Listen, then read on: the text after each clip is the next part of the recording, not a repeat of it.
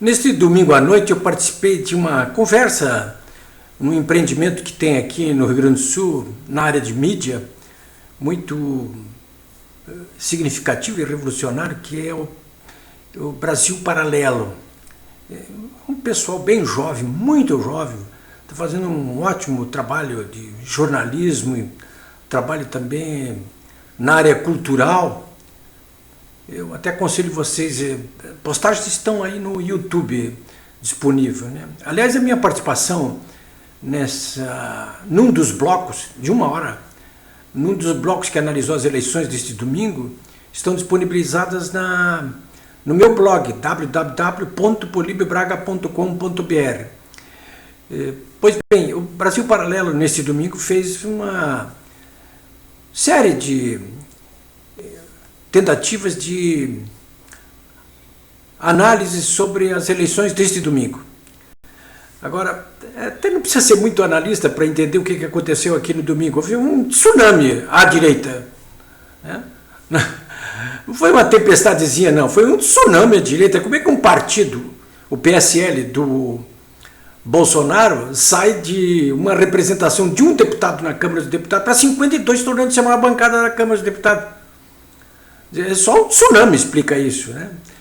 Eu estava conversando esta tarde com o presidente do MDB aqui do Rio Grande do Sul, deputado Alceu Moreira, que se reelegeu deputado federal com 100 mil votos, e estava justamente comentando isso, né? Que o que aconteceu aqui foi um tsunami, né? Aliás, o deputado Alceu Moreira me adiantou a informação de que o MDB do Rio Grande do Sul resolveu fechar com Jair Bolsonaro. No primeiro turno, o MDB foi com o Henrique Meirelles, que era o presidente do partido, mas agora, no segundo turno, o governador Ivo Sartori disputará com o tucano Eduardo Leite e fará essa disputa já apoiando o Jair Bolsonaro. Como o outro candidato, o tucano Eduardo Leite, também mostrou disposição de apoiar o Jair Bolsonaro, nós teremos aqui uma disputa em que os dois candidatos no segundo turno, a governador, vão apoiar o mesmo candidato a presidente da República. Então vai sobrar muito pouca coisa para o Fernando Haddad aqui no estado, né? Mas enfim, voltando à questão do Brasil Paralelo, a análise que nós estávamos fazendo lá era exatamente essa, essa guinada à direita, né?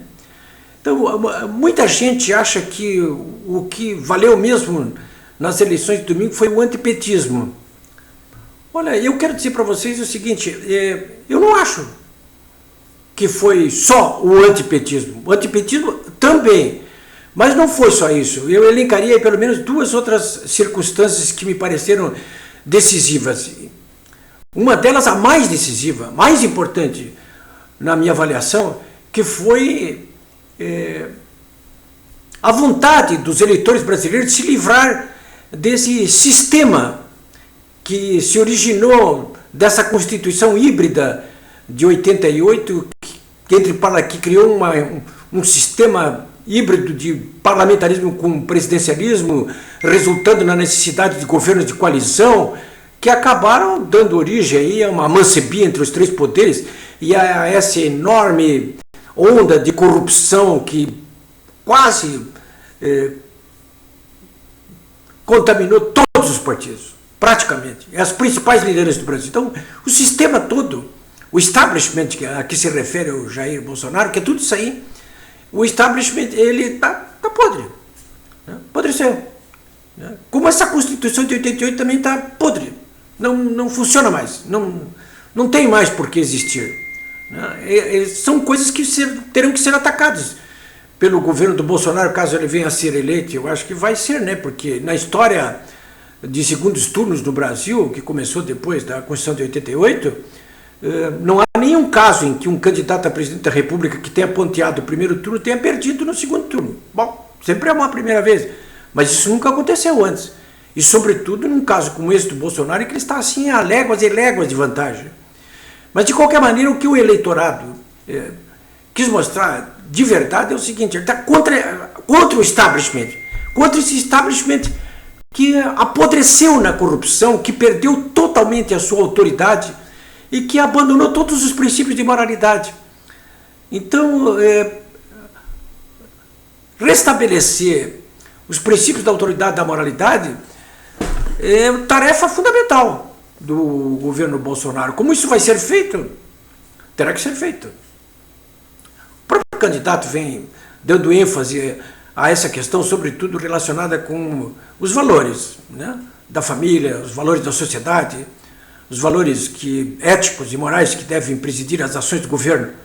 Então é por aí, é por aí. E se for preciso mexer para que isso aconteça nesse podre sistema partidário que não tem mais o que fazer, precisa ter uma reforma não apenas partidária, mas política mais ampla, se tiver que mexer no Supremo Tribunal Federal, no próprio Legislativo, vai ter que mexer.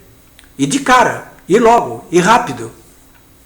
Então, senhores, recapitulando aqui para vocês, primeiro, o antipetismo ajuda a explicar essa vitória avassaladora das forças que se alinharam com o Jair Bolsonaro no primeiro turno. Em segundo, essa vontade dos brasileiros de se livrar desse sistema, do establishment corrupto que nós temos aí, incompetente, incapaz de devolver à população, na forma de serviços e de boa gestão pública, aquilo que ela entrega para os seus gestores na forma de impostos e de boa vontade. Então, segundo esse, né? E a terceira é um fenômeno já global, pelo menos no Ocidente, da onda azul, né? Governos de direita vêm sendo eleitos aí um atrás do outro, aqui na América Latina, inclusive aqui na Argentina, no Chile, enfim, no mundo inteiro, na França, nos Estados Unidos. Parece que demorou um pouquinho, mas chegou aqui finalmente ao Brasil também, né? Então são esses três fatores principais que ajudam a explicar isso que aconteceu no domingo. E claro, sem desdenhar do fato de que um candidato que não estava comprometido em absoluto com esse establishment, né, que naquele momento ele surgiu como o homem certo, no lugar certo, na hora certa. Isso às vezes acontece na história. Está acontecendo com o Jair Bolsonaro. Então, agora vamos ver. Dia 28 está aí. Se não houver fraude nas urnas, eu tenho a convicção de que o Fernando Haddad, do PT, não é páreo para o Jair Bolsonaro nessas eleições, né? Aliás, essa questão da fraude, eu conversei hoje, inclusive, com o advogado Adão Paiani, que faz parte do grupo de advogados aí que estão ajudando o Jair Bolsonaro, e ele me deixou muito claro o seguinte, que vai entrar em ação junto ao Tribunal Superior Eleitoral, entregando um dossiê com material de denúncias recebidas em grande volume de todas as partes do Brasil a respeito de ocorrências de fraudes em urnas eletrônicas em várias partes do Brasil. Eu também recebi isso aí. Muito, demais. Eu tenho dezenas de vídeos, dezenas de manifestações de eleitores de várias partes do Brasil, em que eles mostram, inclusive, de vídeo ali, situações como, por exemplo, de um eleitor tentando digitar o número 17, digita o 1 só e já aparecia a figura do Haddad. É uma das denúncias mais graves que estão acontecendo. Outra é de um eleitor tentar digitar e não aparecer absolutamente nada antes da votação para presidente e a urna eletrônica dá por encerrada a votação. E mais coisas assim até, que aliás acontecia antigamente no Brasil, de uma eleitora que chegou lá para votar e já tinha votado em nome dela. Ela foi lá, aprovou com toda a documentação que era ela a eleitora e não a que votou lá, e mesmo assim ela foi impedida de votar. O Tribunal Superior Eleitoral não quis nem conversa nesse domingo aí, ainda maltratou as pessoas que fizeram as denúncias aí. Mas isso não pode ficar assim, porque se isso aconteceu no primeiro turno, pode ter acontecido até como um teste para o que pode acontecer mais grave no segundo turno. Então é preciso que os eleitores brasileiros tenham realmente tranquilidade para saber, para entender que quando forem votar, estarão realmente escolhendo o candidato da sua vontade.